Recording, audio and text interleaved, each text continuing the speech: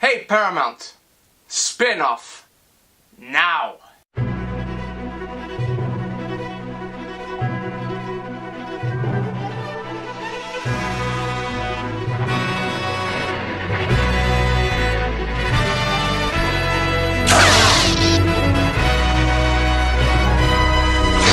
Hello my beautiful geekies and welcome to my review of Star Trek Beyond. After 1 month, it has finally been released in Portugal. This is directed by Justin Lin and written by Simon Pegg and Doug Young, and it stars Chris Pine, Carl Urban, Zachary Quinto, the late great Anton Yelchin, John Cho, Zoe Saldana, Idris Elba, and Sofia Boutella. This movie is set in the third year of the 5-year mission of the Enterprise. Once they stop and are intercepted by someone asking for help to rescue their crew, they are attacked by this mysterious force led by the alien Krull, played by Idris Elba. He's this very mysterious guy and he's after a very specific piece of technology that is aboard the Enterprise. And he seems to know a lot about the Enterprise and Captain Kirk. Before I start with the actual review of this movie, let me just say a disclaimer that what I know of Star Trek are now the 3 movies starting in 2009. I have never seen the original series, I have never seen the original movies, I was never a fan of Star Trek, I was never put into the fandom of Star Trek. It was proven in the first 2 that Star Trek has great characters, and this movie continues to prove it. First of all, I love how they divided the crew in pairings, and those pairings are not the usual ones that you see. You get Simon Pegg playing Scotty and he gets teamed up with this new character, Jayla, played by Sofia Boutella, and she was spectacular. Let's start right away with her. Sofia Boutella once again impresses in this movie just like she did in Kingsman. And in this movie she has a whole lot more to do. Her character is really important to their mission. I really enjoy her character development and how badass she is. I enjoy what she has to do. I enjoy her involvement with the crew. I enjoy her role in this mission. Here's my main issue with Jayla, and that is the way that she's written. You look at the story, you look at the script, and if she wasn't here, the movie would have been exactly the same. And I'm saying that as a bad thing because I was saddened by realizing that, because I love this character. As I said in the beginning, I want a spin-off with her. But if you really look at the script,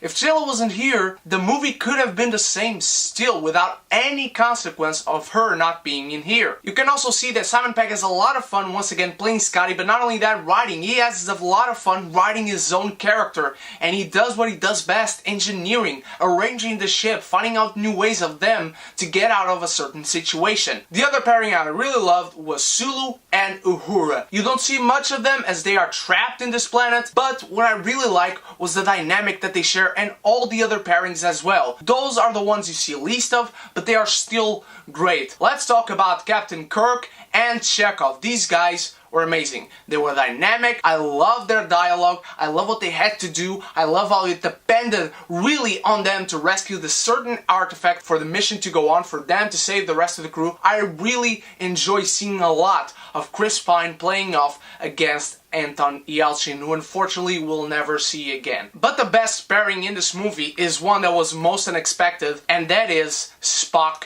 and Bones. Their banter, their dynamic, their snappy dialogue, what they had to go through, how they handle themselves in the certain situation that they find themselves in once they land on this planet, it is spectacular. It was really so freaking funny. And all these pairings had such great development for these characters beyond what they had in Star Trek 2009 and Star Trek Into Darkness. Let's talk about Idris Elba, who is still the best villain of 2016, playing Shere Khan. In this movie, his character is kind of up and down for me. He starts really strong. He invades the Enterprise, he breaks it apart, he makes it crash land, he takes what he wants, and he is a boss, really. His character, you just are afraid of him the first time he appears on screen. Out of that, he then gets shuffled off into the background and doesn't appear for a majority of the movie. Come towards the end of the second act, there's a big thing happening with this character. I don't know if he was an original character from the original series, but unless you know about him, I don't know if that worked with anyone from the audience, because let me give you an example.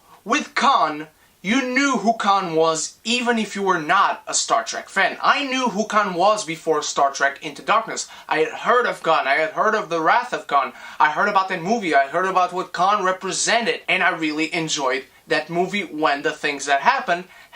However, in this movie, let's just say that I don't know if it worked for non-Star Trek fans of the original series and movies. But then once you realize his motivation and what he had to go through in his past, the backstory of Krall, it is really, really great. And Idris Elba, when he's performing on screen, he is awesome. But really, the character is just up and down because he gets shuffled off for the majority of the movie, and I realized we had a lot to go through with the certain pairings of the crew from the Enterprise, and it was really great to see, but I wanted to see more from Krall, and if we had seen more of Uhura and Sulu, we could have seen more from him. The movie does have a lot of moments that are a little too fast and furious to be in a Star Trek film, and I do get that example because it fits, being that the director Justin Lin directed the most recent Fast and Furious films, albeit the better ones. Personally, it is my least favorite of this new trilogy, but it is still a great movie, one that I will buy on Blu-ray, one that I will watch again, one that can really expand the Star Trek mythology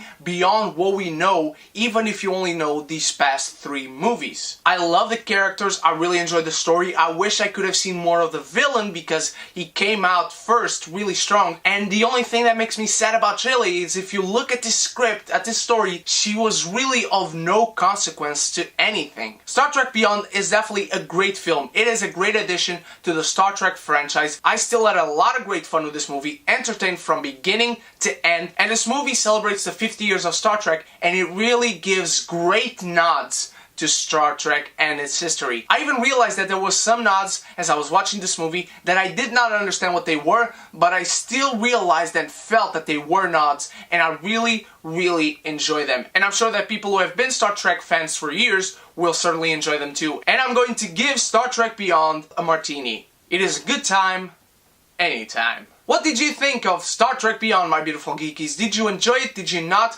What is your favorite Star Trek movie of this new trilogy? And what is your favorite Star Trek movie of them all? Let me know all of that in the comments below, and as you go down there, please check the description and stalk me on the internet through my vlog channel, my Facebook, my Instagram, or my Pop Price Guide page. Those links are all in the description. I just uploaded yesterday a review of what is possibly the worst movie of the year. I hope you go check that out. And later tonight, I'll have my review for Mechanic, Resurrection, and on Saturday, a very, very special review that is a late movie that I only just got a chance to see yesterday, but I really can't wait to share with you my thoughts on it. And if you are new to this channel and enjoy this review and want to see more, please click subscribe and join the beautiful geeky community where we can be geeky united! Thank you so much for watching once again, guys. I love you all. You are beautiful, you are great, and I will see you in the next review. Live long and prosper.